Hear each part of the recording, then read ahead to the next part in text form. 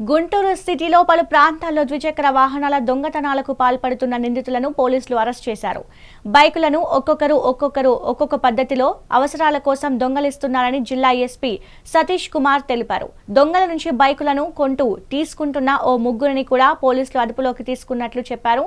జిల్లా పోలీస్ కార్యాలయంలో SP Satish media సమావేశం ఏర్పాటు చేశారు. జిల్లాలోని వివిధ ప్రాంతాల్లో ద్విచక్ర వాహనాల దొంగతనాలకు పాల్పడుతున్న 9 మంది నిందితుల్లో 7 ముద్దాయిలను అరెస్ట్ చేసినట్లు తెలిపారు.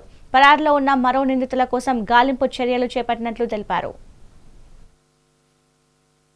సో మనం ఈ బైక్ థెఫ్ట్ అనేది ఒక రిపీటెడ్ ఎఫర్ట్స్, ఒక రోజు 2 రోజు అనేది కాదు.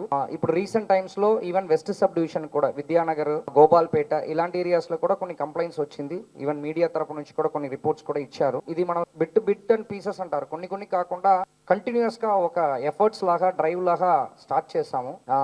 సో దానిట్లో ఒక భాగంగా ఆల్మోస్ట్ మనకి 35 వెహికల్స్, మనం 35 బైక్స్ సీజ్ చేసాము. అంటే రికవర్ చేసాము. ఇది కాకుండా కూడా రీసెంట్ గా దుగ్గిరాల లో ఒక 12 వెహికల్స్, మళ్ళీ నల్లపాడులో కూడా ఒక 4, ఆల్మోస్ట్ 51 వెహికల్స్ మనం లాస్ట్ ఒక 7 days లో 1 week లో 51 వెహికల్స్ ని మనం రికవరీ చేసాము. సో దీనిట్లో మెయిన్ మన ఒక 9 అక్యూజ్డ్ ఉన్నారు. ఈ 9 అక్యూజ్డ్ లో 7 అక్యూజ్డ్ ని మనం అరెస్ట్ చేసాము. దాంట్లో కొంతమందికి ప్రీవియస్ కేసెస్ కూడా ఉంది, ఎన్డీపీఎస్ కేసు ఉంది, థెఫ్ట్ కేసు ఉంది, ఎక్స్టార్షన్. సో అదే విధంగా దాంట్లో రిసీవర్స్ ని కూడా ఆల్మోస్ట్ 8 మందిని మనం ఐడెంటిఫై చేసాం.